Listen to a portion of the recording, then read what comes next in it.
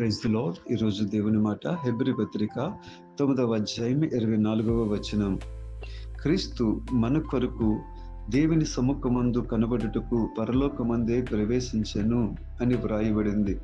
ప్రియులారా, ఇహ సంబంధమైన పరిశుద్ధ స్థలాలు ఉన్నాయి. ప్రధాన యాజకులు వాటిని శుద్ధీకరించవలసిన పరిస్థితి ఉంది. కానీ స్థిరమైనది, హస్తకృతము కానిది, శాశ్వతమైనది పరలోకంలో కూడా ఉన్న ఆ యొక్క అతి పరిశుద్ధ స్థలములోనికి యేసుక్రీస్తు ప్రభు ప్రవేశించారు. ఎవరి కొరకు అంటే మన కొరకే.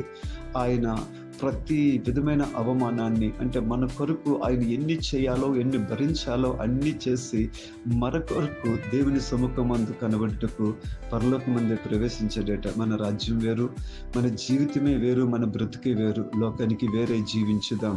మన అందరి కోసం యేసు ప్రభు చేసిన త్యాగాన్ని మనం చూస్తూ ఆయనతో పాటు మనము కూడా ప్రయాణించుదాం. అట్టి కృపను దేవుడు దయచేయునుగాక.